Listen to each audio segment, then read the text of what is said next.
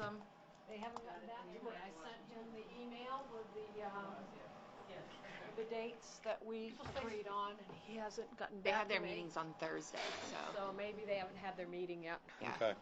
I want to say their meetings to. Tomorrow? No, this Thursday. Yeah, so I bet after this Thursday I'll hear from them. Yeah. Awesome.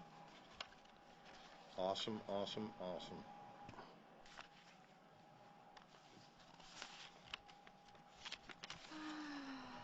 Today's the 10th, right? All this. Yeah. I must have powered my phone down. All day long. I made it. It's my Monday.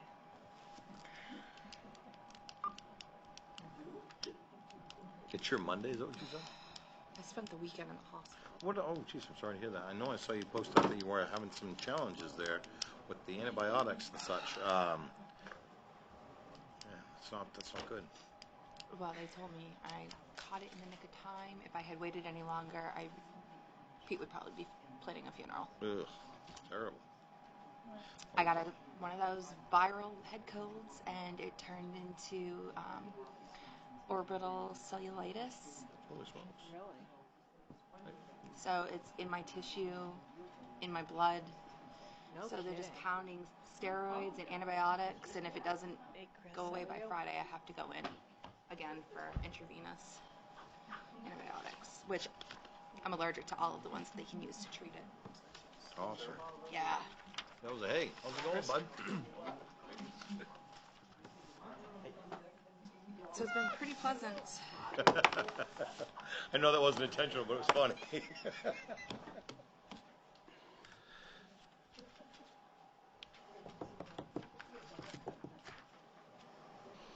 Oh, excuse me.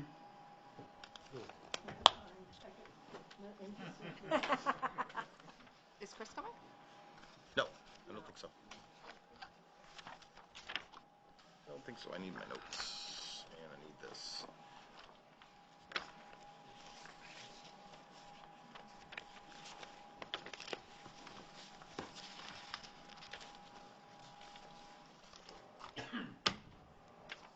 Oh, this should be a short, sweet, and simple one. Hey, Mark Stevens. Is that the only one? I didn't want to say Mark and have you both look. Just Parks and Rec and Everything that we had last night Wow. should have been in here already, Move right? the other two With to our- another night. Oh, that's right. I didn't think there was It'd be anything too different, long. Yeah. other than maybe some of the things that. The only thing, I don't know if you have the breakdown of wages and temporary wages in the binder. Okay, that's fine. I have them here, so it doesn't. That's good. Thank you. Oh, that kind of threw me off. To Mark Stevens from Mark Stevens. Oh, you saw that, huh? Dun dun dun. I do that a lot. I'll even leave myself voicemails. Say, hey, I hope you have a great day today. When I get to work, it's there. You're good enough. You're smart enough. And doggone it, people like you. Stuart Smalley style. Absolutely.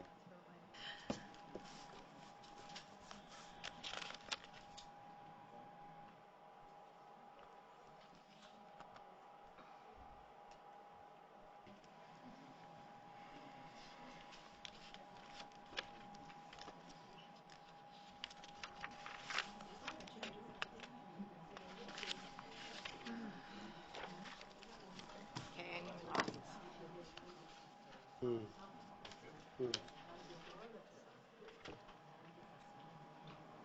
Vern made a suggestion, and I think it would be great to communicate it. That maybe 9 o'clock cap.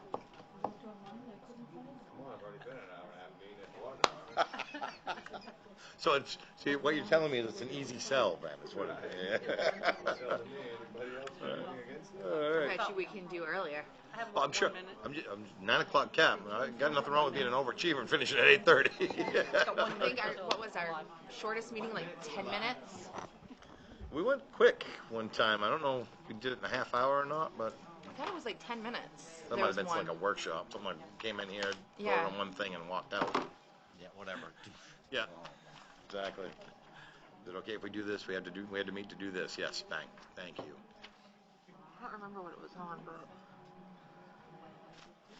Hey, Lydia, Probably contract. 30 later seconds today. before we go live. Good job. being so small. Okay, remember. I can't stop yawning. What's going on? Your book's bigger than mine.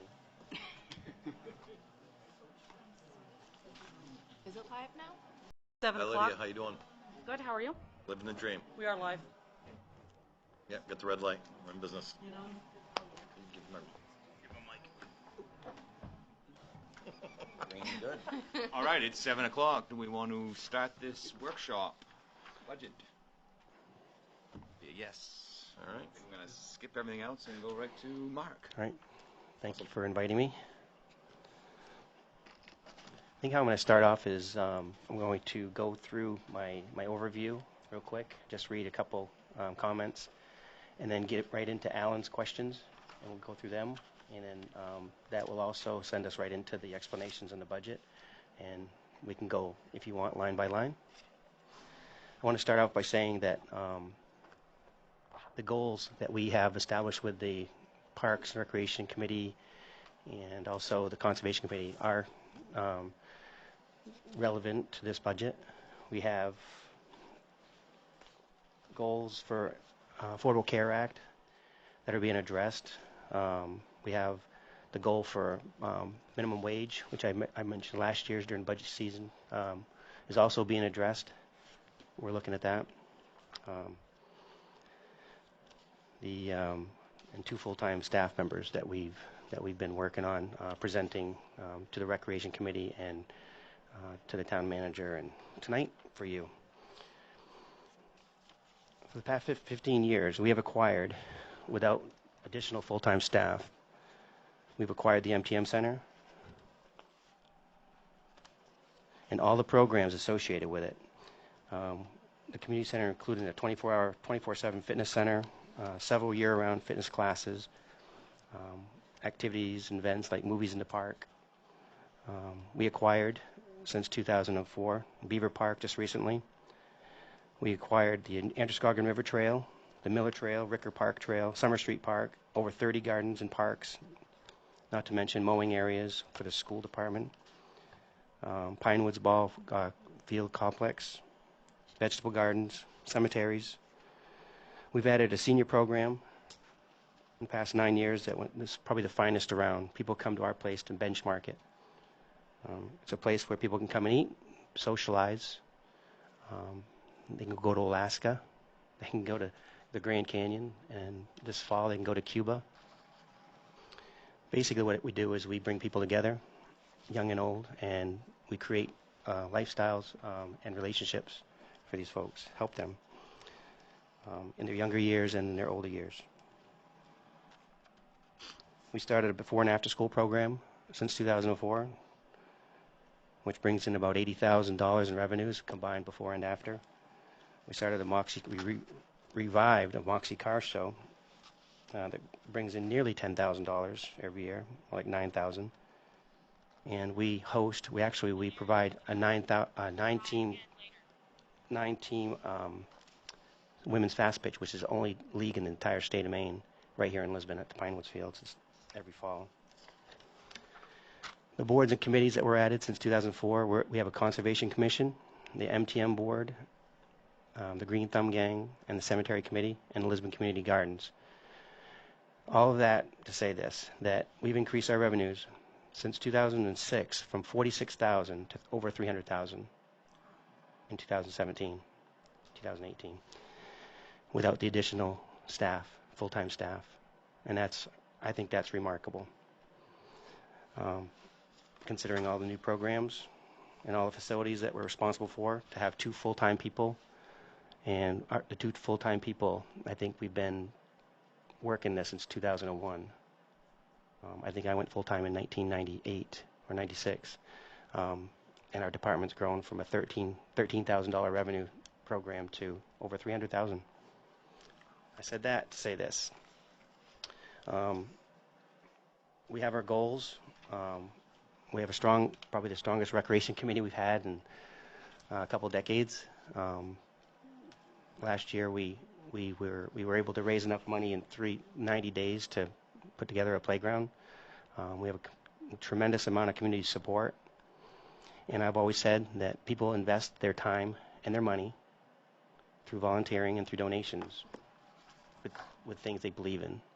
And I think that we're fortunate enough now to have people believe in us, and we appreciate that. So getting to Alan's questions, I was quite impressed with the amount of questions he threw at us through an email. It took me some time to answer them, but I want to start off by saying that in the wages, he asked how much wages were increased for the senior coordinator position to go to full-time, and the answer is $13,000. The hours are from 25 hours a week to 40 hours a week. This does not include any benefits. That's another line that I'll talk about a little bit later. You want me to just read down through the questions and read the red answers, or do you? Yeah, Okay. that makes sense. Right now, the position is 25 hours a week. If so, why our department has had significant growth in all programs and critical needs for full-time staff to maintain current programs year-round. Both Sherry and I, the only two full-timers, have been pulled in several different directions. So because our loads, I always used to say yes to everything. I can do it, we can do it, and we came to a point now where we're just, too much is on our plate for Sherry and I. And we don't sit around the office, and we don't have time to sit around the office and take registrations. I really can't remember what life was like before 2004. I don't know how things were working back then, but it's become an incredible program that we have. So basically, Alan's asking for any background. So I just put on here some notes, the senior programming that we have that I mentioned already, the fitness classes that this person's responsible for. We're all working in the after-school program just about every day, okay, and that's grown tremendously, and it continues to grow. The increase in revenues and the numbers of participants have continued to increase over the past several years, and expected benefits to make this switch. The benefits will grow our department to a more solid foundation overseeing current programs and events like Winter Festival, Moxie Car Show. This position will also give our department options for continued growth, which, if we base it on the last 20 years, we're going to continue to grow. I think that's expected. I have stated many times over the past few years that our senior programs and fitness programs have been our strongest trends. This position oversees these programs. This position also provides the planning and execution of all excursions, meals, and fitness classes. This position with the additional hours will assist in other programming needs, which are many. This is a result of our growth in the gardens, before and after school programs, activities at MTM, and all staff, like myself and our secretary programmer. Now, this next question refers to the full-time park maintenance person, and he asked if it was a new position. I'm saying no, it's not. It was part-time. I give you a little graph I want you to take a look at if you can. It's split on 2 pages, but if you look at, it starts in 2011, and Diane helped me put this together today. I had a couple years, but we went way back to 2011. And what I wanted to report is that we started off in 2011 over all costs for parks when it was just parks, without mowing, without any gardens or trails. It was $37,523. You can see through the years, it goes to 2011, 12, 2013 was the year that they acquired mowing from Public Works. So you can see where there's a $25,000 increase, actually 28.5. If you see the top column, the top row is actually the position for the full-time park ranger. The second row is for salaries, and the third row is for temp wages. So follow me along. We're at 11, 12, 13. 2014 and 15 was the transition year when it went from being a parks, just a parks department, to our parks and recreation. And you could see where the stipend or the pay went from $43,000 to $10,400. I want to make sure I'm clear with this, that there was a reduction there because the town paid me an extra $10,000 to responsibility. And we added expenses in the temp wages line and the wages line to help pay for mowing and mulching and all the other maintenance needs at that time. So let's go to the bottom numbers.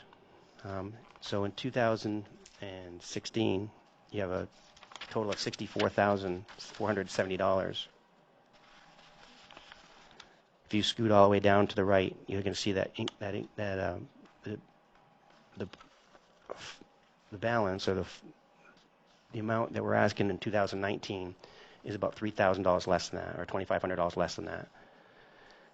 The point about this is that you can see where things have kind of stayed remarkably the same in the last 5 years as far as the amount of cost for the maintenance program at the Parks Department.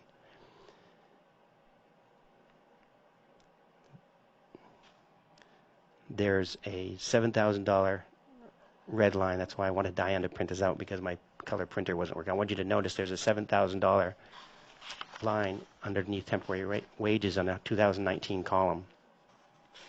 And that's because we know that I budgeted 12 weeks for mowing, and we know that grass in Maine grows longer than 12 weeks. So I'm asking for an additional 8 weeks to go to 20 weeks, starting in May and going into October, for a total of $61,510,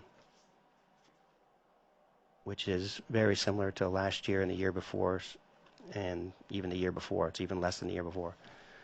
Does anybody have any questions on that? It's quite a graph, a lot of information, a lot of dollars and cents in there, but I just wanted to show that the trend is pretty stable, pretty even over the course of the last 7 to 8 years.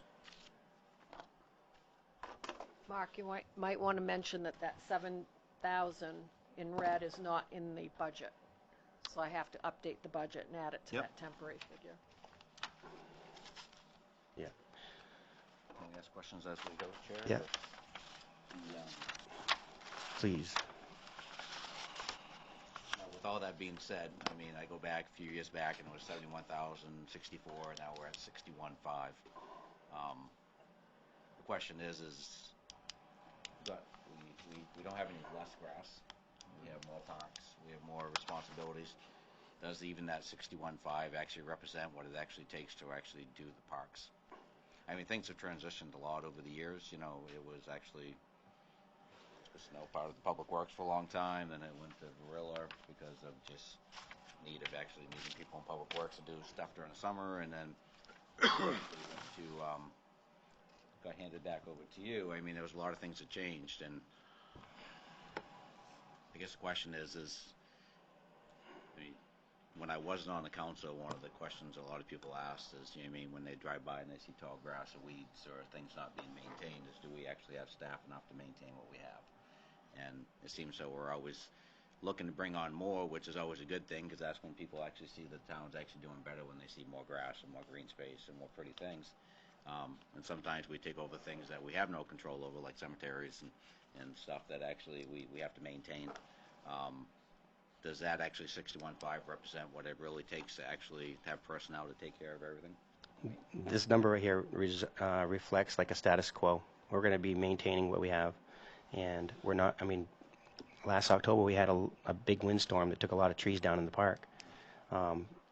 This budget does not reflect the hours and the manpower that's going to take to clean up that park. We're just going to have to ask for favors and help from Public Works when we have time, when people have time. We did have some help from them last fall, like late October. They went in with chainsaws. They got some great training, but they took care of a lot of the trails and opened them up for the dog sleds and people cross-country skiing. But those trees are still there. There's just an aisle of blowdowns on both sides of the trail. We need to clean those up. We have a forestry plan. We're meeting with a forester tomorrow. We're going to walk the park and see how much damage there really is, and see what kind of, make an assessment of what we need to do. But A lot of acreage there. I know some landowners, big landowners, that actually had people go and do cleanups, because a lot of the blowdowns are actually valuable trees that they actually could harvest if they did it in a reasonable amount of time. Mm-hmm. But the answer to your question is that 61,000 is basically status quo to maintain what we've been doing the last year or two.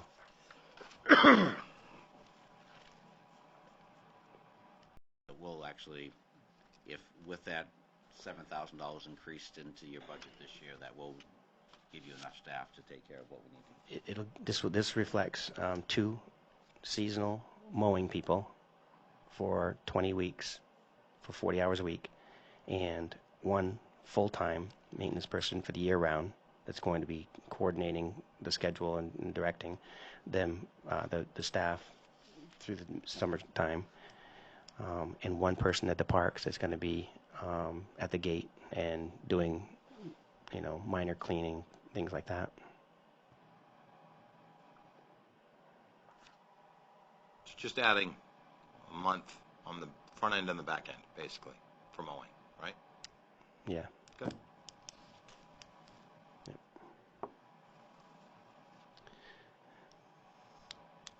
And realistically, I really need a full-time person tomorrow, not in July 1st. July 1st, it's going to be, Well, your full-time person is going to train your 2 seasonal folks. That's And so they're going ideally, to have to go through all of the, because I'm sure they have the same required trainings, safety and et cetera, that the Public Works folks have to meet, right? Yeah. So that Much- itself is no small a lot of the exercise. requirements of training are the same. I mean, they don't have a Class A or Class B license, but everything else is the same. All the compliancy manuals are the same between departments. We have the chainsaw training. We have every other piece of the required training for Public Works is, I believe it's the same as ours. And if you were to bring in a full-timer at the start of the new budget, July 1, to train your seasonals, by the time they're actually up and proficient, you're midway through your season at that point, or worse. We're deep into it. Yeah. Yep. Yep. Okay.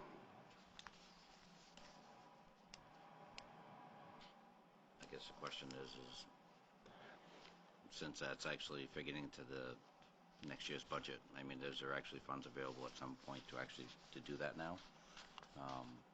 To bring on a full-time person if that was what was needed, or I don't think, not in his current budget, he doesn't. not in his current budget? Is there, I don't believe you have enough, no, because we don't even have the health insurance factored in. is there besides that, so there's really no other opportunities to actually bring in funds somewhere else to actually make that work? I'm just asking Well, because, yeah. you could take from unassigned fund balance, appropriate that. You can actually do wanted that to. for a position? What would that amount be if it was just for the remainder of this year to get it up and going? I don't know, Yeah. we'd have to calculate Calculate. that out. It does make a lot of sense. I mean, I know within the next week or 2, you're going to start seeing a lot of people raking, cleaning, getting ready Already for seeing them. because you don't want to start doing cleanup when the grass is already coming up through. So, I mean, I think it's legitimate if that's actually the concern. It's just a matter of you can't make This is the money. maintenance position we're talking about. Yeah, exactly. You Yeah. can't just make money appear, so you got to try to figure out where that would actually come from, Right. I guess the question would be is how much that dollar value would be, I think it's Get that for you for yeah. Tuesday night. I think it's warranted. It's just a matter of the idea if you can make it work, Yeah, I think before we talk about the unassigned fund balance, we have to find out what we're talking about for a dollar figure. Yeah. But I think it's Yeah. worth the discussion. Definitely, we should work that out. Yeah. What have you done in years past, Mark, early in the year, as far as the cleanup? I mean, you didn't have a full-time person last year, but In years past, what we had was we hired somebody in April, or end of February, 1st of April, and that person worked almost until November. So then the laws changed, so you can only work people a certain amount of time for seasonals, and so then what we did was we took that person that was working, I think, 10 months, and we put him at 28 hours a week for 52 weeks. And we still had that continuity, even though he was part-time, but things change, and the job market is a lot better than it was 5 years ago, and people don't want to work 28 hours a week for 52 weeks a year and try to support a family or whatever. So we've had this position budget. We had it. It's been advertised since last September, and we've had I don't think we've had one applicant since last September. We've you haven't had really anybody. So it's No. not the idea that it's just a position that wasn't there. It's just the idea of, with the economy the way it is, the job market is, it's very hard to get somebody Right. Doing the job for a limited amount of time. Right. And we also have more needs than just parks and gardens. We have the MTM Center, we have the MTM Park, we just found out that we possibly could be doing another cemetery. There's a lot being added to this position, not just what the park ranger did in the past. There's a lot more to it. It's the entire town. So actually, $1 million question. Do you feel confident that you'll be able to get a full-time person for this position? Or is Mark going to be mowing lawns here in another month? Well, I think that it depends on what the rate of pay is, and I think what I have budgeted for the rate of pay, I think we're going to be able to find. I think we will. Yep, So you've done a fair market survey to say that we're going to be competitive enough to. I think so. That'd be good. Because I think even in the full-time market, I think the competitiveness that you're talking about is there, the same as the part-time. There's wanted signs everywhere for people. So. And the market's fluid. It's not just sitting still. We're talking about the minimum wage thing too, where, in a year and a half, it's going to be up to $12 an hour, and I think my whole department's going to be making the same amount of money in 2 years, with the exception of maybe 1 or 2 people. So that's another one of those goals that we need the council, and we need to address this in the future, because especially with a department like ours where we have so many seasonal people and temporary and part-time people who are making a minimum wage. Each department or each one of our programs has a level of, we have supervisors, we have coordinators who have more responsibility than others, and if they can't make the same rate with the different responsibilities.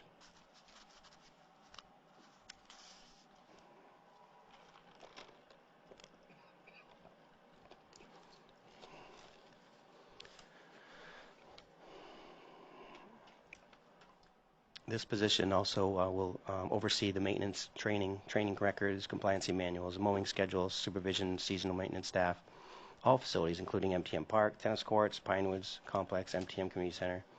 I'm not even mentioning all of them, but what we have in the town of Lisbon. And I'm also going to ask if this person work towards being the town arborist. There's a great need for that. And I think that says enough in itself. Mark, may I ask you another question on Sure. that too? So, looking at the not being seasonal but being full time,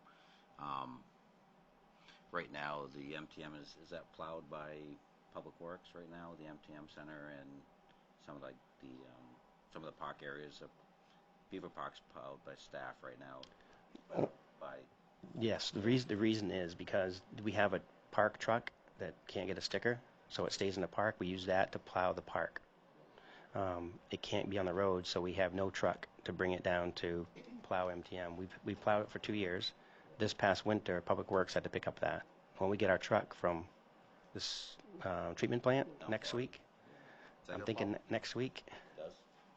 It does. It's got an aluminum dump body. So once we get that next week, we'll have a truck that will be able to plow next year on the road. Would that relieve any of the Public Works as far as if he was able to plow like the MTM and maybe down by the boat launch and the park areas? I assume they'd be, there's probably half a dozen areas that they plow right now, right? So that seasonal person come on could actually partially offset some of the Public Works load. Yep. That would be big. if Not that- seasonal, it'd be full-time year-round. No, I'm just Yeah. saying, getting In the away winter, from that's what getting you do, away from yeah. the seasonal. Okay, yeah. Full time. Yeah. Because you're not going to be doing much mowing during the winter, Right. hopefully. That would be the hope. But we do get this I wish. stuff. Right. So, Oh, yeah, almost have some mowing during the winter. I'm okay with that, yeah. A little snow on December Right, 24th. You always hope. Just with that thought, this person being on full year round, what other duties do you see him doing during the winter that would actually wouldn't be covered during the summer? So they would be maintaining the ice rinks in both Beaver Park and MTM.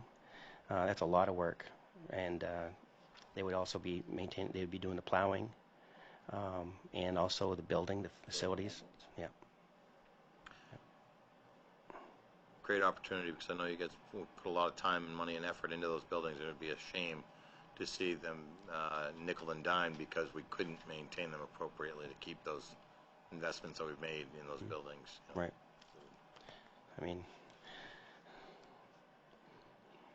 There's no problem with since they are an employee of the town as far as for plowing, as far as like, that would be, wouldn't No, be a as long problem. as it's not a CDL function, that wouldn't be, so, yeah. That doesn't take away from any of the, there's no contractual the problems union. as far as union stuff, as far as for plowing or anything like that. I'm just asking, because sometimes in the past, I know that becomes an issue, but, especially if they're Parks and Recs Yes. locations, right? I'm Right. just asking questions. No, 'cause I don't think that would be a problem. wouldn't be a Not, problem. especially if it's just doing like parking lots and up around where his building is, like the boat launch. Your union employees they have other routes that they do. It's typically a non-union employee that will do those anyway, so. But that person could be doing other things, all right? Yeah. I think I answered most of Alan's questions. I mean, if you go back to, you skip over down to actually 5111 overtime. He was asking about the $5,800 for overtime. And that's not new. That's overtime for duties associated with the park.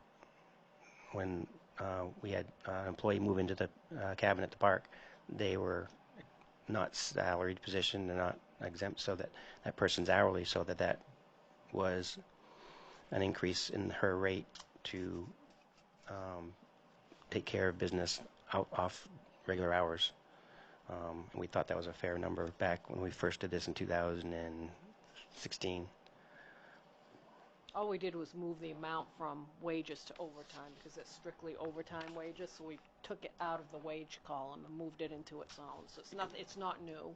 Right, it's just outside of the normal Yes, scope. we just moved it Okay.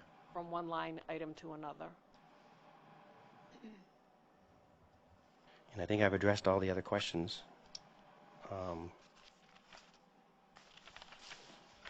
Does anybody wanted to talk about any other questions he had listed?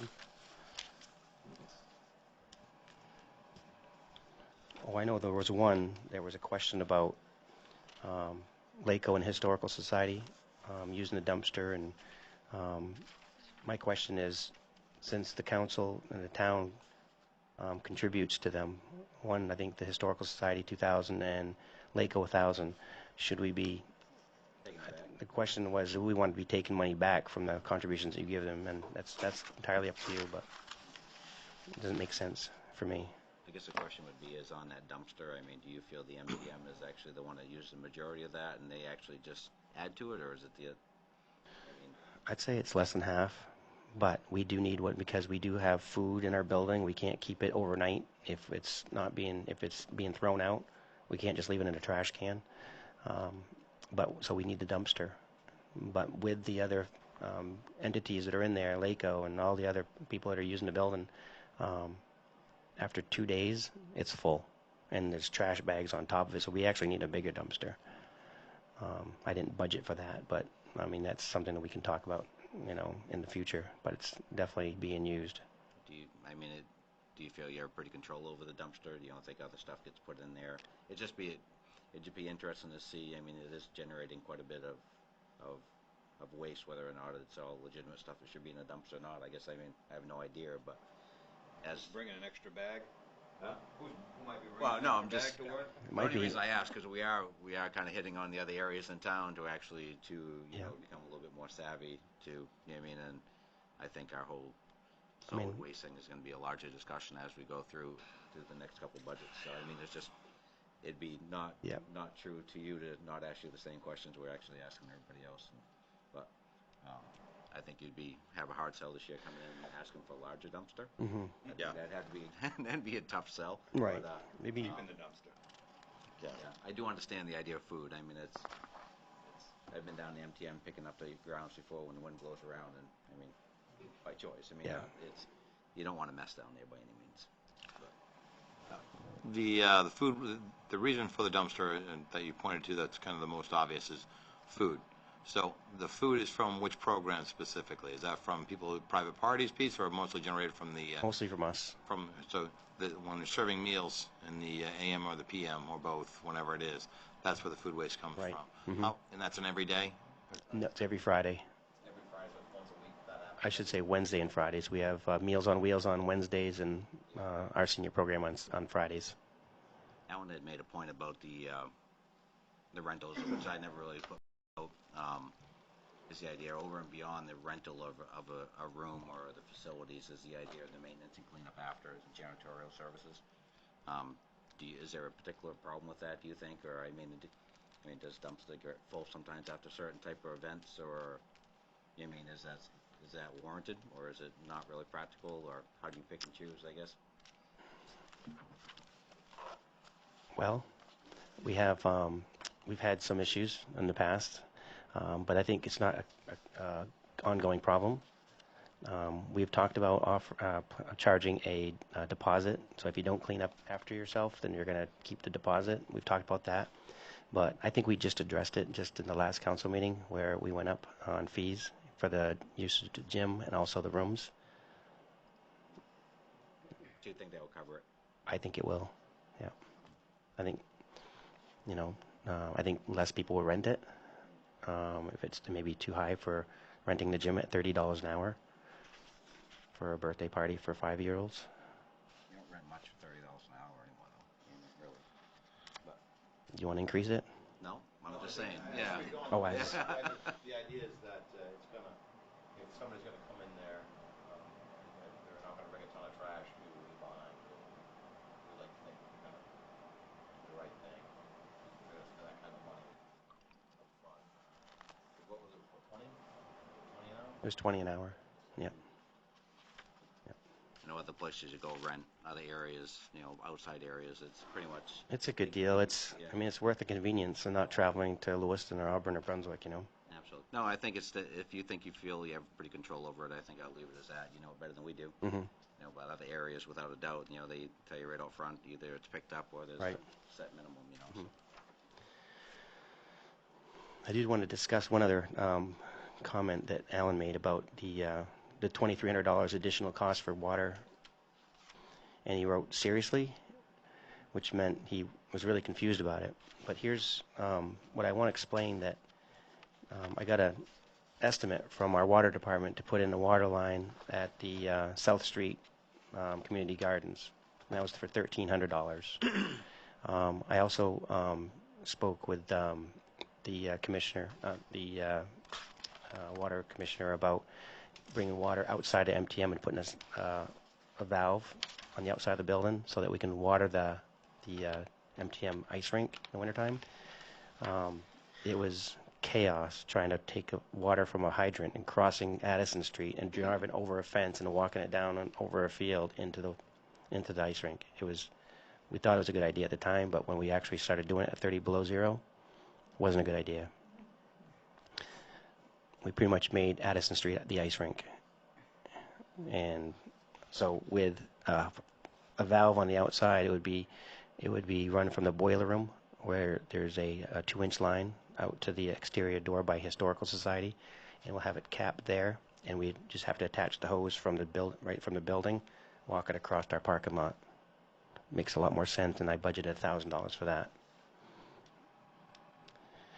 The other price of $2,000 for the outside lights, I wanted to talk to you guys about this because recently, since we've talked about this, I found that we probably could get outside lights for a few $100s. I had Carol Curtis come over to fix the light pole out back that keeps getting backed into. And while I was over there, I said, what do you think it was going to cost us for lights out back? And I took him around the building, and he told me there was, could be between $200 and $400 instead of $2,000, which I'm budgeting for next year. I think that for $200 or $400, we could take care of that this year in this year's budget, and we could get it before July 1st. But what I'd like to do is, since the last few times I've been to the council, it seems to be the walking path and the bike path sign seems to be coming up a lot. So I'd like to use that $2,000 to work with Tracy Stuber and get a sign on 196 that highlights our walking path.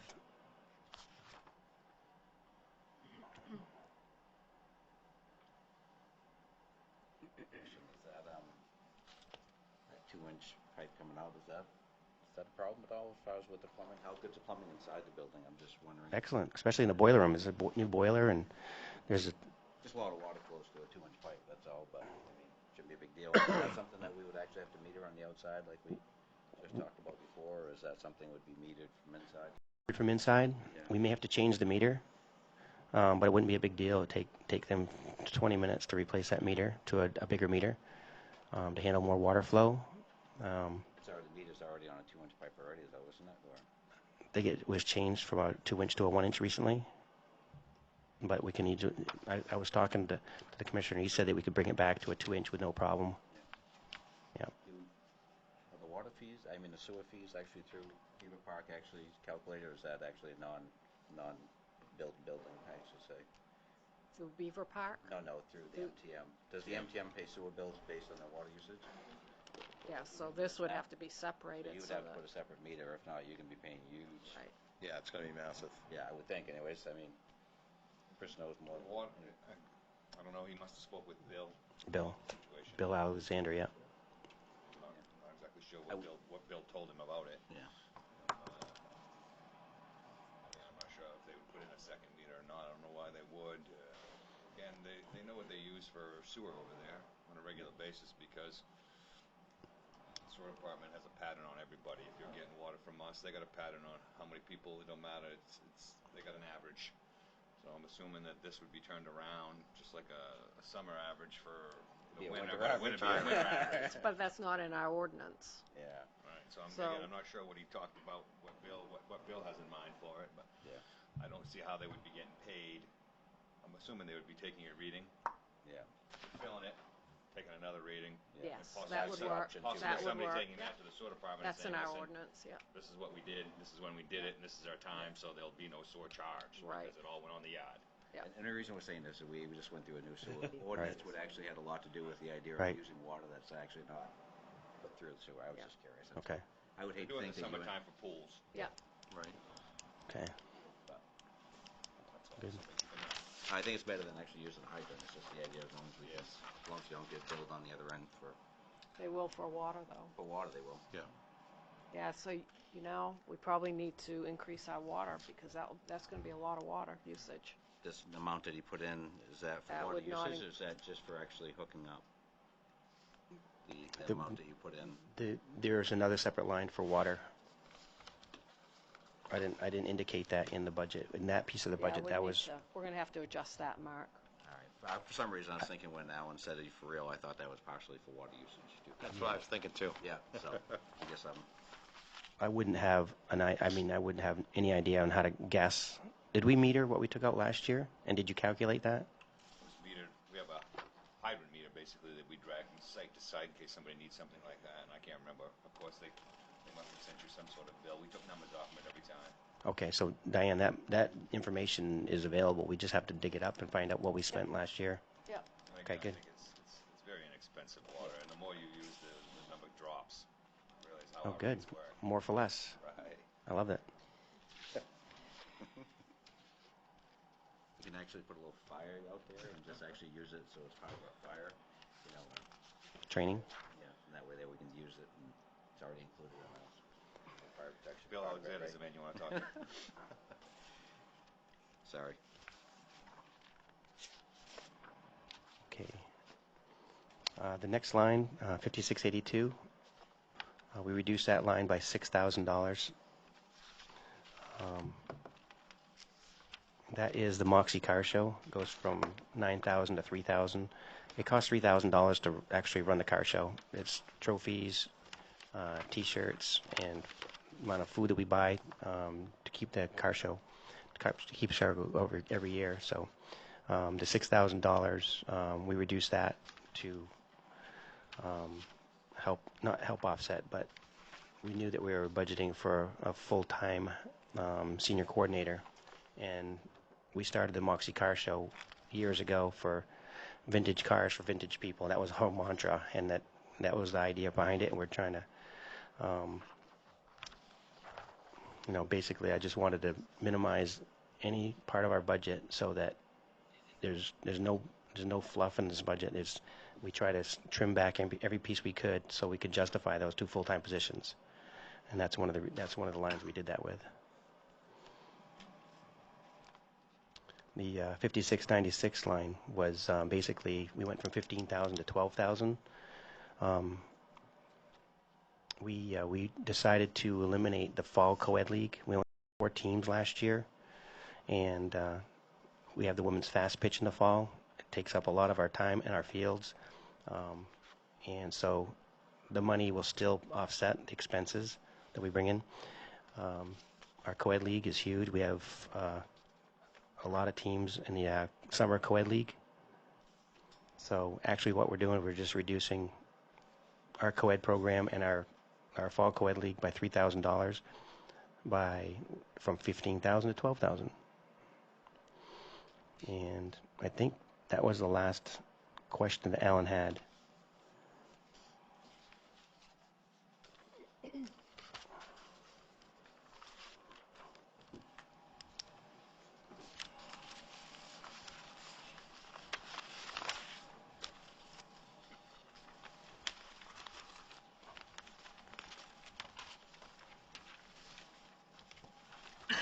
Those questions pretty much hit every line. I don't know if we want to go over everything again. I mean, do you want to start? Where do you want to start?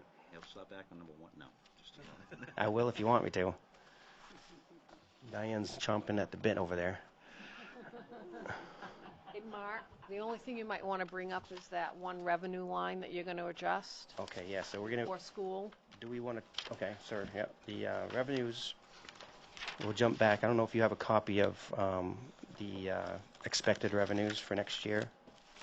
Does everybody have a copy of that?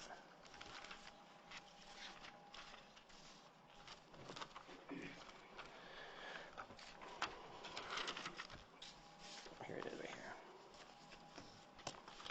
I emailed that out, right?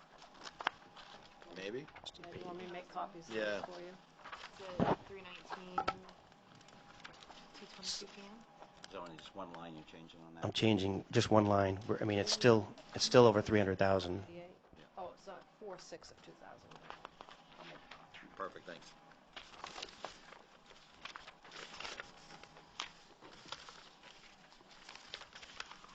So the revenues that we have budgeted versus actual. Some of the programs we have, I mean, they fluctuate every year. Some of them are a little higher than others. This year it's been football. Football's like skyrocketing numbers, and our revenues exceeded expectations in all 3 programs. Another one that's really every year has gone off the charts is our after-school program. We haven't increased fees, but the numbers of participants keep growing. So you can see last year, when you get your reports in front of you, we expected to bring in $55,000, and so far, as of the 1st of April, we've collected over this is the 1st of March actually, that we're a month behind. We've collected $61,000 already year to date. And so if we have April, May, and half of June to collect, we're still going to be collecting quite a bit. So we're anticipating about $80,000 in revenues.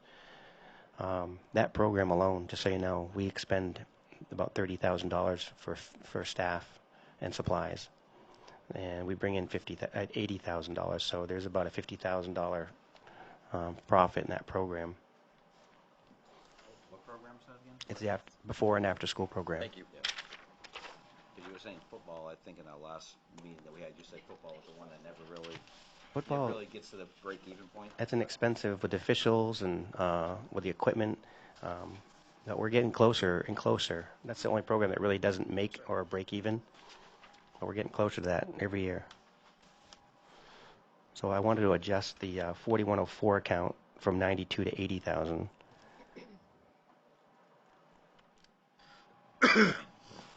So the total is, with everything combined, 309,323. So it's still, without it on paper before, so you're still actually predicting an increase, just not as an Right. increase as what you actually, Right. your increase is pretty bold. I mean, it was, Yeah. I was a little overzealous, I think, when I... 55 to 92, I mean, most businesses would, if you were looking at it as a business, would think that'd be a pretty significant yearly increase A in little revenues. bit of a bump there. Yeah, exactly.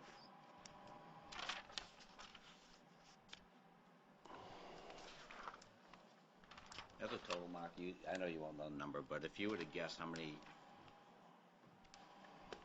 people in Lisbon as a whole that you actually touch with this program, these programs, before and after rec activities, Beaver Park? I mean, what would you put? All of them. Some manner or form if they want to, right? You know, if they're willing. Either directly or indirectly. I mean, that's our goal. And I guess with the idea, if you look at the gardens invisibly, you probably do actually touch all That's of what I them. mean. They all see it, right? Right. I mean, last year, tulips, I mean, Sherry was on her hands and knees planting tulips for a long time, even this past weekend. That is a huge, it seems like a small thing to a lot of people, but when you drive through town and you see those flowers pop up in May and June, it's amazing. Everybody was talking about them. I know Diane had commented to me a couple times about, seeing people out there, weeding them. We have the Green Thumb Gang. We have volunteers. We have staff that's making our town look better. We take a lot of pride in it. We live in our town, and we grew up, a lot of us have grown up here, and we want to do the best thing we can for this town. The 196 Route 9 intersection, that almost looked fake last year. That was what it really was, It seemed like it popped up overnight. I actually had someone that actually dragged me aside today and asked me about the 10%, So is this really 10%, And it's interesting because you say you don't really know. I mean, Yeah. I guarantee there was be an increase because what doesn't increase and it was interesting because a person actually has been a long-time member of the community and actually said so. And we sit down and tell me exactly what I get for my taxes, and that's a tough call, no kids in school, Right. type of stuff, and it kind of brings me back to this program because, you commented about the fire department, the police department. He said, I know if I call, they're going to show up. He says, but I'm on a well, no sewer. I mean, there's a lot of things that he doesn't actually get the benefit from. But, I mean, the way I look at the rec department, and I'm sure it was actually set this way up long before I got involved, is the idea of this is how we kind of give back to our community. So, I mean, I don't see the rec department or any of the programs we do as a revenue source. I don't think we're doing it to make money. I think it's great that we are. I think that's just a benefit to show that the programs are actually really striving. So as far as I'm concerned, as long as you're with it and living within your means and your actually revenues are taking care of your costs, and you got to have people to run them, the more we can expand the programs and actually offer more to the community. There's not a lot of other departments in our town that actually offer things back that are available beyond, the idea of stuff that they, I don't know. Some people think everything else is actually not wouldn't say, how would I say it nicely?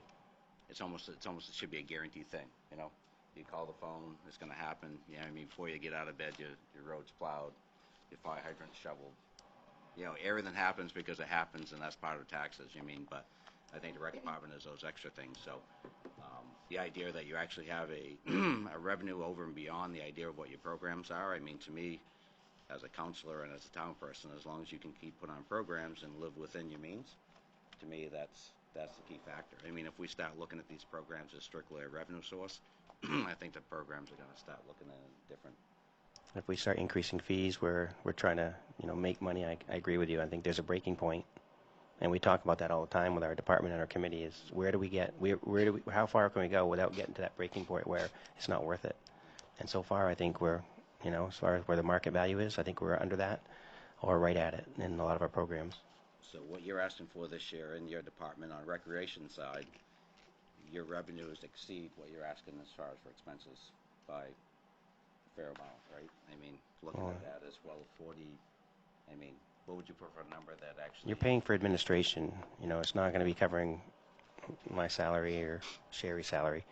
I mean, I don't think any department is expected to bring in revenues to pay for the administration, but I could say pretty confidently that besides administration and besides the parks, because the parks doesn't bring any revenues in. They kind of excluded the parks, yeah. Right. I'd say pretty close. I mean, $310,000. And if we keep growing the way we've been growing, then who knows where we're going to be in 5 years. That's why I want to explore something right there, and it's a nice segue. You're right. I think if we would take the approach of trying to quantify these numbers and say, let's chase the revenue line, because that seems to be something we could do, I think that would be the wrong approach to take. However, the fact of the matter is that there is revenue there because of the price point that you and the rest of the committee have worked so hard to maintain, so you can be competitive and be a viable option to folks who have to stretch, our taxpayers in our community have to stretch their dollars. But going back to your conversation with the taxpayer earlier, it's very easy to talk to somebody and here are the tangible benefits that you get. You pick up and dial 911 or an ambulance shows up at your house. So your house is on fire, fire truck comes. Those are tangible. You can see them, you can feel them, you can touch them. You know it's going to happen. But I think the thing with these after-school programs and these before-school programs, specifically the after-school programs, those hours are when kids tend to get into the most trouble. And I don't mean that you're going to pay more on your police budget. What I mean by that, in general, if we can keep them on track and guided and focused in that time frame, it allows their parents to finish out their workday, gives their kid a safe environment to play with their friends or maybe do whatever they need to do in a constructive environment that's safe. And if we're able to generate revenue to pay for those programs as well, and there's no burden to the community, it's a no-brainer. So.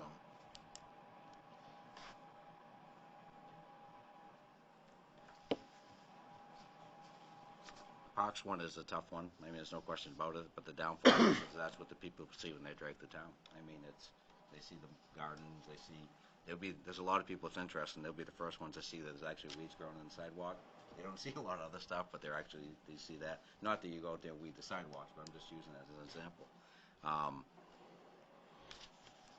I think actually as time goes on, we'll have to start looking at that quite a bit more, especially if we start taking on other areas to do, what is feasible and what's not. I mean, if you actually, to use an example as the sidewalks. I mean, years ago we sublet it, and we actually thought possibly we could control it, do it better in-house, and then, actually went and sublet again. And I think there's a lot more man-hours mowing than there is sidewalk doing. So, I mean, it's just one of those things where I think you got to start looking at, do we actually have that budgeted correctly, and are we doing that the best practical way we can? I'm not saying that we need to sublet it by any means. I'm just saying the idea that I think we need to get a good handle on what we're doing. I mean, I was trying to go back and just see what is your equipment line? Is that actually in your budget? Do you maintain the mowers? Is that We do. Yeah. We do, yeah. Because that's just the idea of the maintenance from weed whackers to mowers to Yeah. trailers to that's Right. and there's a lot of ongoing costs. I'm not sure if that's I guess I never really looked at that part of it as a capital plan on those things aren't going to last so long, and when they break down you really got to have another one somehow, some way. We look into that. I mean, every year Lydia asks us, what we have for wear and tear, mileage on all of our equipment, and we have a life expectancy. And right now, our Exmark mowers, I think I gave her an estimate of what we have left in that, and it's a couple more years. We've had them for quite a while, but it's worth putting the maintenance into them right now. Still, we replace the blades 3-4 times a summer. Actually, I'm way under that, probably 8 or 9 times a summer. Because we have a lot of different spaces, but we do look into those kinds of things, and it's not a high enough dollar amount to put it in the capital improvements plan. But Just curious, that's all. I mean, it is something they don't come by for free. I mean, and they're Right. expensive. it's important that we take care of them. We wash them down when we get done, and if we keep maintaining, check the oil and do those kinds of things. And Public Works does help us with that. If there's something that we can't do, we'll bring it down, and those guys, will take care of it for us. But your general maintenance is done by your mowing crew, pretty Right. much. Is that what you're Mhm. saying? Right.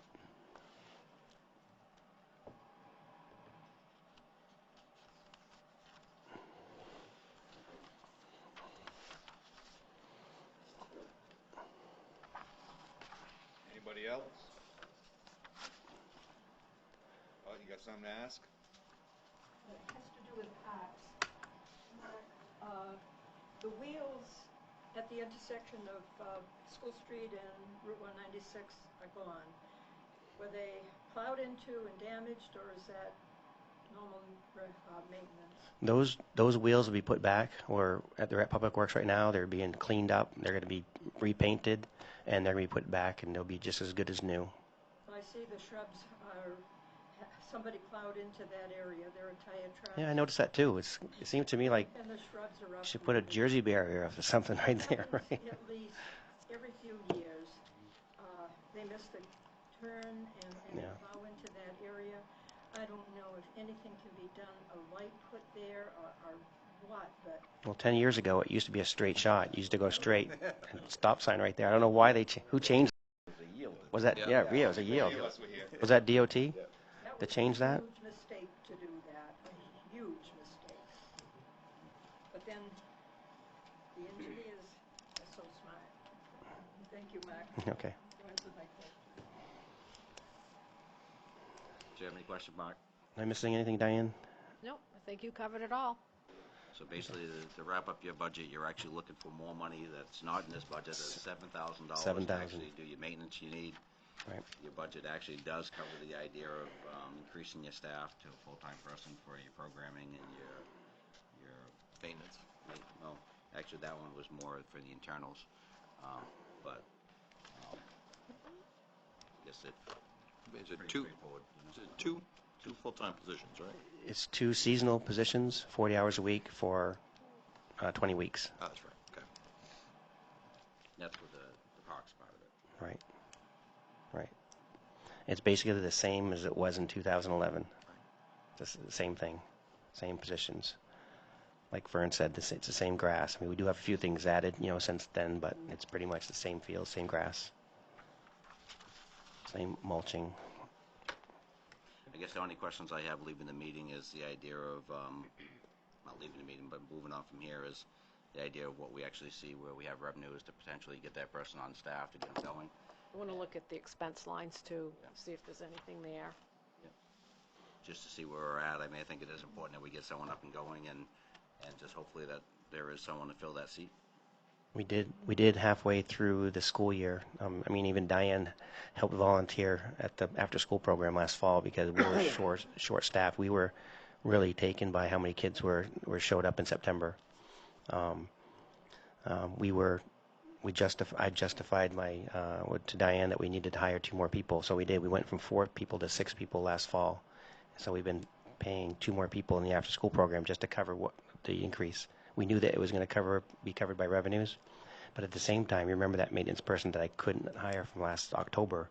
We didn't hire that position, so I don't know if it's going to work out so that that person was scheduled for 25 hours a week, and 2 people at 10 hours a week is 20 hours, so it's going to be pretty much a wash. I don't think we're going to be overspent in our budget in salaries. So, anything else? Anything else? Anyone else? Anybody from the audience? I guess we'll be moving on. Thank you, Mark. All right, thank you very appreciate it. Thank you. You and your staff all do a great job.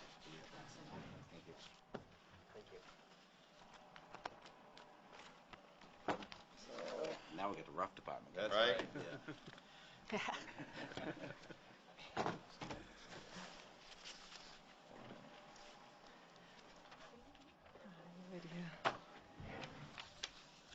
Good evening, Town Councilors, Town Manager, Lydia, members of the audience, and 3 of my governing board members. The goals for the Library Department for the next fiscal year are as follows. We want to continue to move the library forward with the main Infonet system. This includes the rebarcoding of all materials into that 14-digit barcode system. We have approximately 10,000 items left to do, and we began that process about a year and a half ago with 39,000 items, and that was dated in February when this report was due.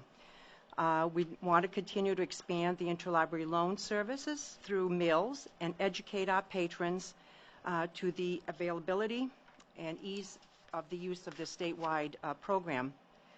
We want to continue to assess and weed the adult collection to reflect the current needs of our patrons and manage the size of the collection to maintain available shelving spaces. We want to adapt our children's programs to reflect the ages of our juvenile patrons and their ever-changing interests and needs. This may require more outreach programs. We're already doing that with Mark. We've crept up into that already. We send 2 children's services staff members to his MTM after program once a week to do an on-site story time. Mrs. Barnes and I put that together. It's working great. This was our last week because they're going to refocus their attention to outside play, and they're doing a cooking class. So we're going to read that in the fall, and that worked well. So we want to expand on that. And we want to work with other organizations in this town. There's a new daycare coming to Main Street. We'd like to it's always difficult to get that many kids down the sidewalk, so it's easier for my staff to pick a day that's convenient, take a book of bags, and do a story time on site. So those are the kinds of outreach programs that we want to reach as many children as we can.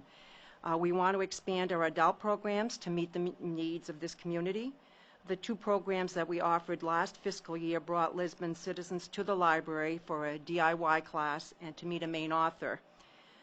We will coordinate these efforts with the MTM Center and try to bring a variety of affordable, fun, and appropriate programs to the community. Since I've done this, we hosted another adult program a week ago last Friday. We filled the children's room because we knew there was that interest. 34 citizens attended a program put on by the DAs that prosecuted the Hermit, and they did a wonderful job, and we heard, do this again, bring somebody else. It's free, it's affordable, it's close to home, and we'd like to see more of this, so we want to work on that. And last but not least, one of our goals is to research ways and equipment to maximize the first floor space shelving, staff workspace needs, and quiet areas for reading and studying for adults. Did you want me to go through the budget or answer the questions that Mr. Ward had, like Mark did? Sure, that'd be Okay. fine. The first question that he had to do with mileage. He noticed that hadn't moved in any way. I have officially been appointed now to the Maine Infonet Executive Board. That was effective last Monday, and my term began then at the Augusta meeting. This board will meet every month, mainly in Augusta. Perhaps we'll have to go to Orono, to their campus, and I will begin to use this account accordingly. That should, take care of some of that. Also, there was a question about professional development, that up to date we'd only expended $75, and that's to send the children's librarian to the reading roundup the end of this month. It was anticipated, but it always remained the unknown how many Mills training sessions we'd have to attend, where they would be held, and if there would be fees to our staff in 2017-18. It proved to be that they were all free, and that's wonderful. However, we did attend the first annual conference last October. We were fortunate. It was in Topsom, Maine, so there was no traveling, no fees, and the lunch was provided by Maine Infonet. We anticipate more training to be held at various members. The Mills family is growing as we speak. They're going into Millinocket in the next couple of weeks, and we're not sure that we'll ever have to go take a class in Millinocket, but you need to be prepared as this consortium gets larger. So that's still the unknown a little bit for 18-19, but we want to be active in this. That was one of the reasons that I agreed to serve on this committee. We need to be part of this to make sure that we move Lisbon libraries forward. So that was that question. In reference to 5122, it was the dues for Maine Library Association in New England. Those are due as we speak, and that will be on the next warrant. The question of 5115 were the shoveling services. And I just gave a little bit of background how this all came to be and in the budget. For many years, this service was paid by the Friends of the Library and was done by a local team. As we all know, the Friends, unfortunately, are not in a position to continue to support this, and therefore, 2 years ago, this became a line item in the Library Department budget. Thatcher Plord has done an excellent job at a fair price and kept all libraries safe for patrons. Unfortunately, this winter season, there were so many plowable events, as public work employees remind me that's what it's called. and we exceeded the $700, and with town manager's permission, it is in the red. That's why we requested the $1,000. The question was, some of it was, why wasn't it Public Works? I think 2 years ago, and the reason still apply today, is it's the manpower question.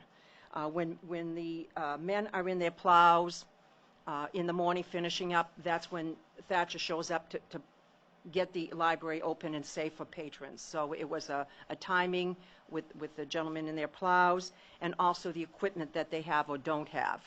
It's either actual shoveling, or the teen had his own little some kind of a snow blower, because the machine that the town has for the sidewalks doesn't fit in the children's walkway at all. It's just too big, and even that whatever they have, it doesn't get into the alcove to the front door. So these were all the reasons that it was a sort of shoveling, sanding kind of position.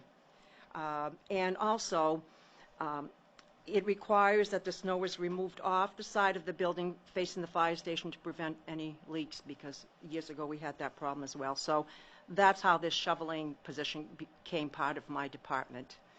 The question was on postage, and it had to do with adding another interlibrary loan day. It's not reflected here, but I do have the balance of the third day that we added in the last month. I got permission from the town manager. It's $600.12. That's there in that account to be used.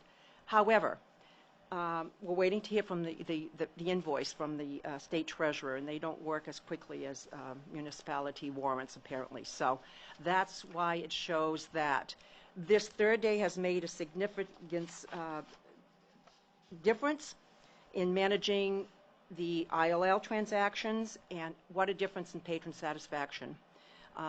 Rather than, they'll know, they have an opportunity in a week, in those 3 days, to get what they requested, and it's wonderful to be able to do that for them. We would like to add a fourth day, that's why the extra in the budget that I'm requesting, at the beginning of the week. There's an overload over the weekend in requests and returns, and so by getting a fourth day, that would sort of balance out that extra load. I've already made the adjustment to the ILL clerk. She now splits her day. On Tuesday, she comes in very early, does all of that, goes home for an extended lunch, and then comes back and does her evening shift, so that we can get that truck. When he comes, he wants to roll. He's got 3 or 4 buckets. He can't be waiting for us to 1 minute. He just wants to get in and get out. So the better prepared we are for him, the better it is for us. The other question had to do with telephone lines. The question was how many lines we had and how they worked. And so I verified with Brenda Martin and the town manager on the 4th of April that the library indeed maintains only 2 library telephone lines. Line 2, I guess for, I don't know what else it's called, but is the fax line that is billed and not over-expended. That's $25.81 per month.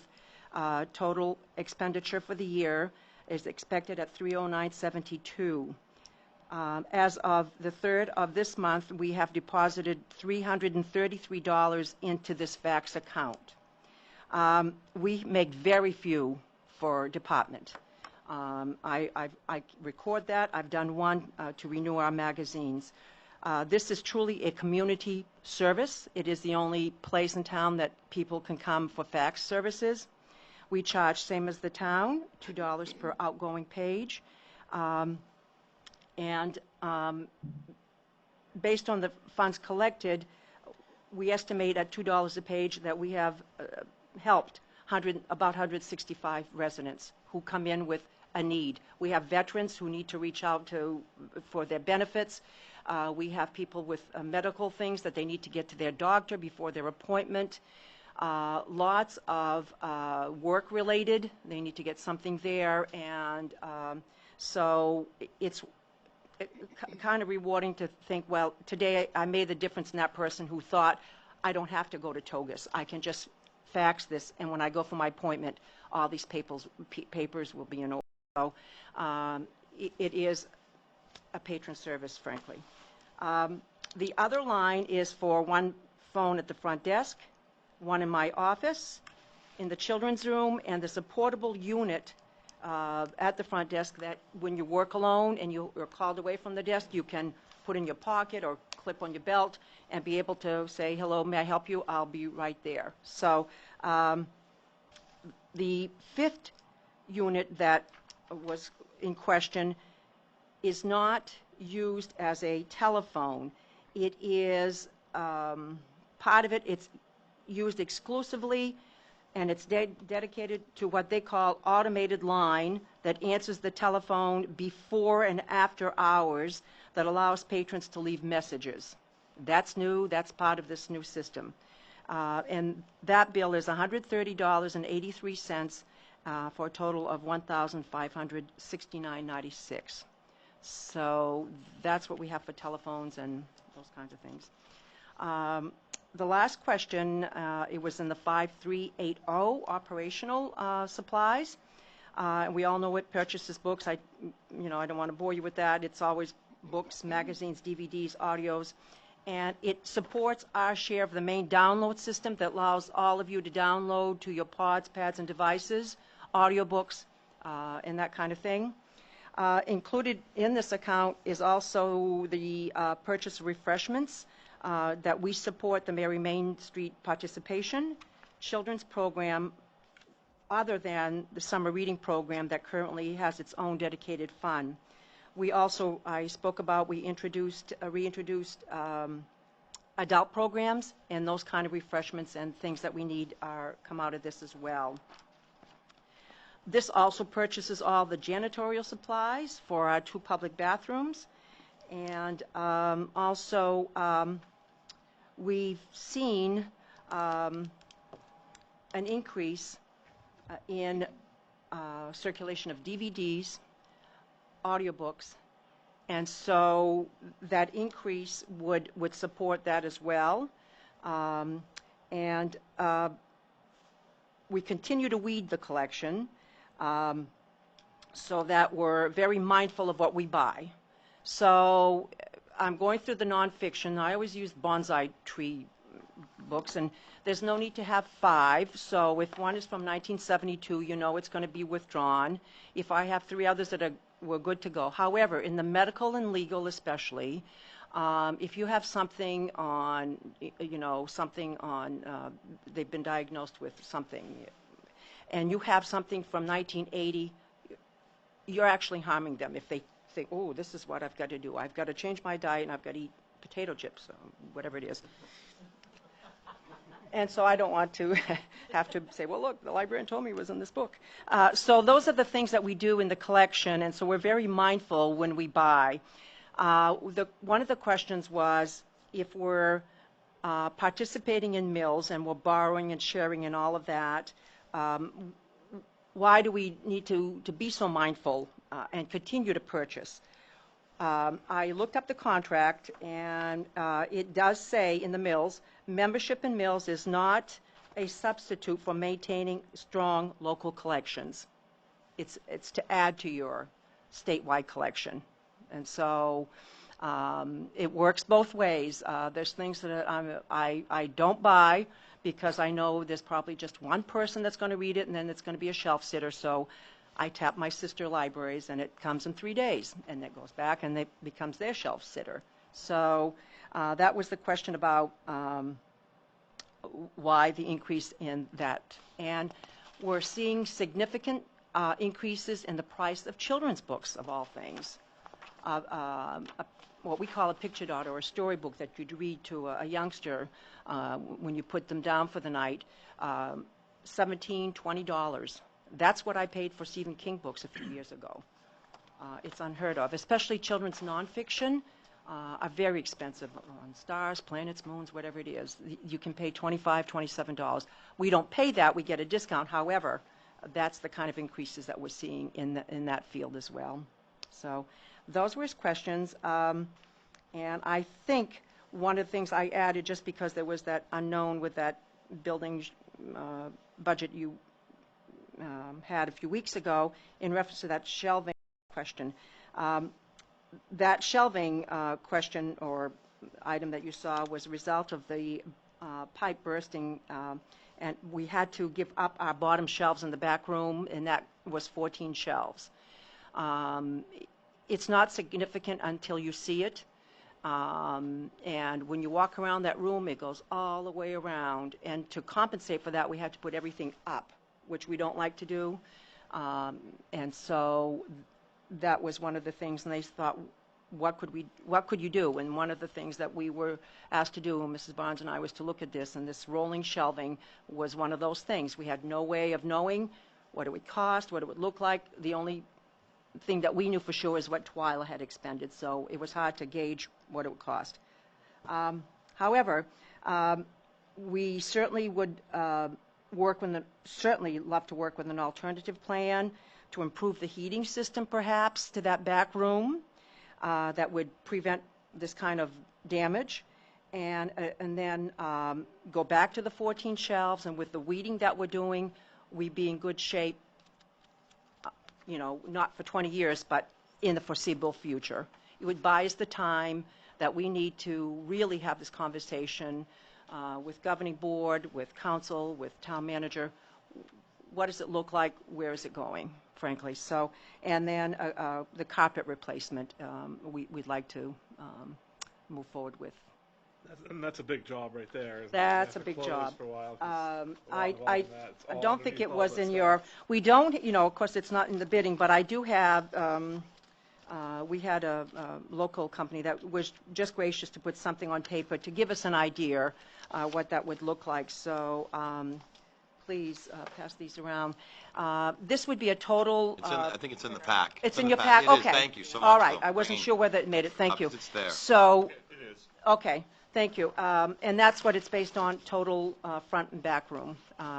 And it would be probably carpet squares. They found that it's more affordable in the long run because one gets damaged, you pull it, replace High it. traffic areas are a lot easier to replace Right. and maintain.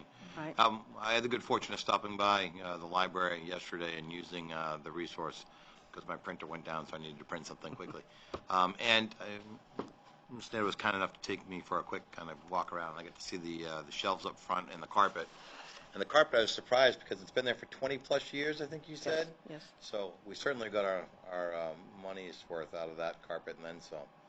So, but the shelving piece was, we did a pretty good talk about that, and I think that's nice to hear talk about the alternative, sort of saying let's maybe take a step back from, while it was a nice proposal at the last meeting that we had regarding having that shelving, maybe it's not the best way to go forward for, you know, for common sense spending perspective. So I think that looking at heating, I know Diane, you had sent us an update to let us know that right now we're exploring heating options for the library, and that might be the way to go about solving the problem, so we don't have to worry about the leaking again, and you get your shelves back. The lower shelves been there.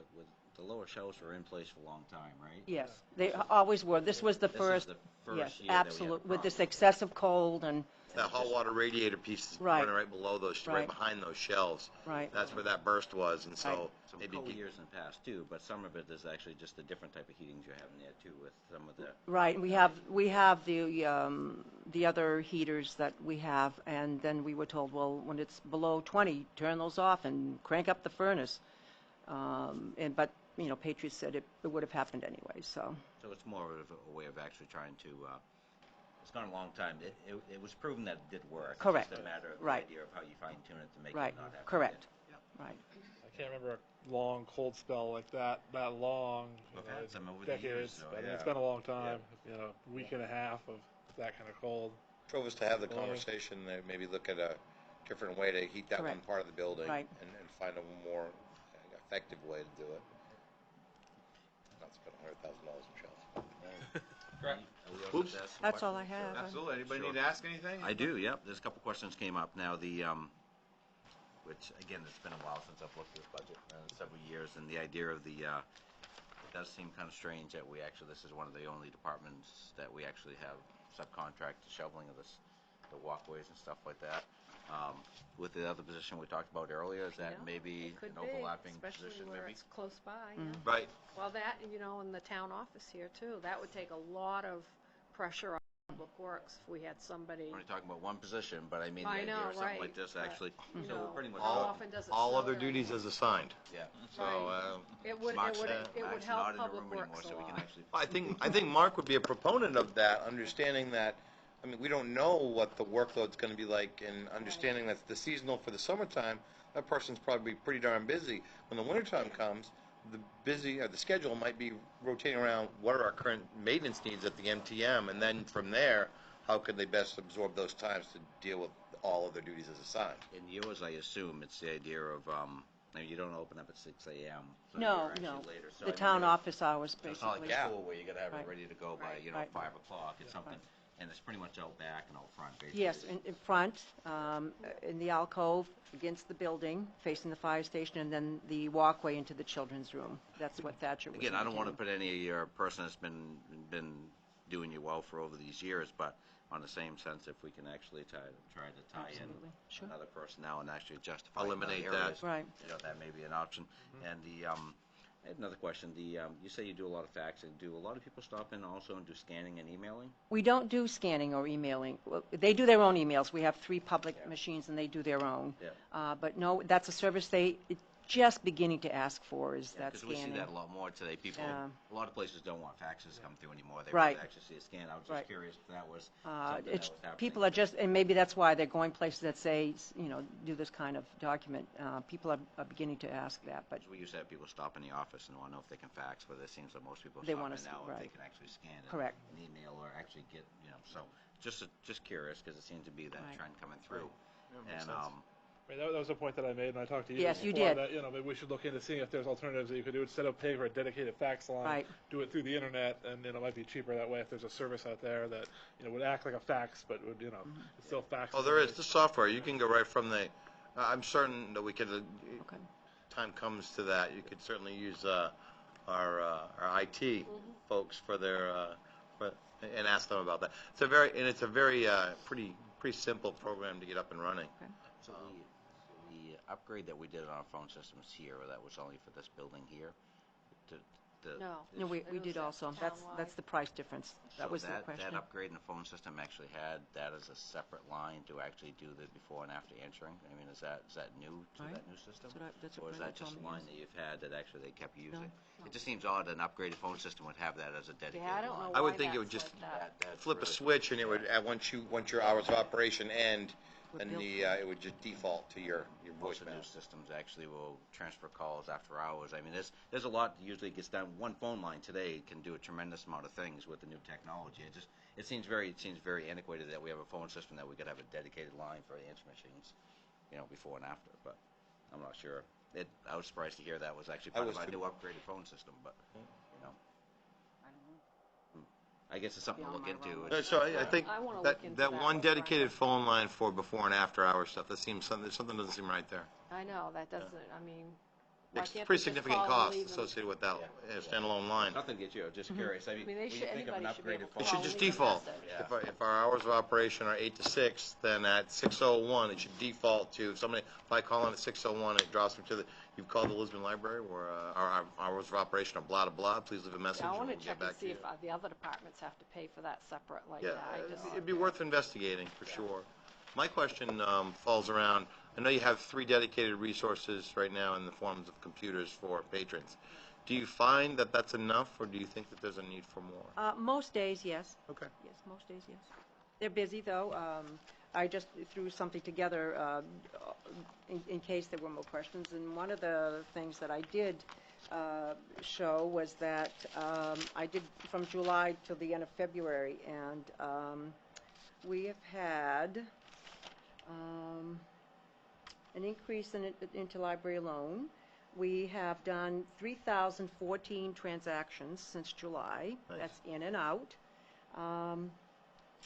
We have circulated over 5,100 DVDs and 3,196 uses on the public computers. So, yeah, pretty significant then. Every time I'm in there, there's usually at least one person using the computer, sometimes two or three. Right. The thing about her department and Mark's department, they're providing services that people want to take Right. advantage of. It's not that they have to go there to do business, it's they want to go there. Making a and choice. do it. Right. It's a choice, yeah. Couldn't agree more. And it's affecting a lot of people in this town, which is good. There's still outreach into the schools as far as for, I mean, you mentioned the idea of going to MTM and to some of the daycares or day providers. Do you Into the integrate into the school? We used 2 years ago and to introduce the summer reading program when Miss Jo Jean was still with us. And she found, and we researched that several years, it doesn't make a big difference. Okay. So we get in their newsletter, the last newsletter that goes home to the parents about the summer reading program, but it's very difficult to get into the schools any other time. However, there is a pre-K teacher that comes twice a year with their little guys. She gets a bus and gets permission, and they come to visit.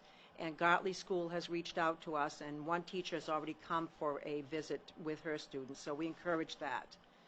We're very open to when they're in school, and so we arrange our schedules to make sure we have staff to do that. So that's the kind of thing I think that we could work on with the school is you get the bus, teachers are on board, get them to us for a half hour, 45 minutes, and, get back to the school. I know the scheduling type, but it seems so that before and after school program too, those kids that would probably Right. be good. Right, and they do like that story time. Not everybody, it's a big group, as Mrs. Barnes says, but it varies. I think it depends what kind of day they've had at school, but, one afternoon, Joanna and Bill can have 30 in their little classroom, and then, next week it's 12. They get busy and, don't want to sit for that period. But we bring a craft, and some want to do just craft, and so they meander in, they do the craft and meander out.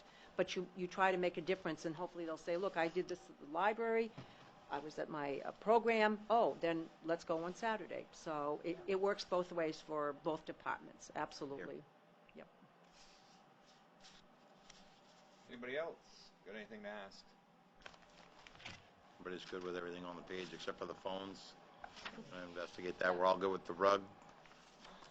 Yeah, I think it's a safety issue at this point too, where it's kind of bulged up in one part, right where people walk through there. So I think 20 that needs plus to be done. years of use, and the one area that's in the most heavily traveled, I was surprised that the front area rug is newer than the one out back. I got a kick out of that because the one out back actually was like, it looks pretty good still. And she's like, yeah, it's actually older than this one. And I was like, ooh, okay. All that foot traffic takes a toll. Yeah, When the so water leak happened, did that damage the carpet? Well, we called Drew right away, and he responded quickly, so he took care of that. Oh, good. So it's a matter of not so much the water damage, wear and tear over 20 I just wanted plus to make years. sure it wasn't like a mold issue. No, he took care. We had fans for pretty much well over a week. with, Yeah. with carpet tile as an investment too, we're talking probably another 20 years or better because we'll be able to replace high traffic areas without having to do the whole rug again and again and again. Especially under the bookshelves is, an issue with moving them. So if you could just do, you don't have to move the shelves, then you don't have to close the library. It's a great point, Mark. We can rub the tiles from under the shelves and slide them over after. They'll be brand new. Thank you, Mrs. Nettle. Thank you Thank very you. much. Thank you. Oh, I ripped my page. I think that's all it is for It this is. evening. No. Anything else? Put anything Anyone to a vote, else? We just have to say thanks for coming. That's right. She got us out at 8:30. Nice job. May. Let everybody talk who wants to talk. That's the way it needs to be done, right? Wasn't like it was a 5.5 hours like last time. No. Oh. Actually, it's There's still. only 4 here, but it was an hour and a half at the other place. Right.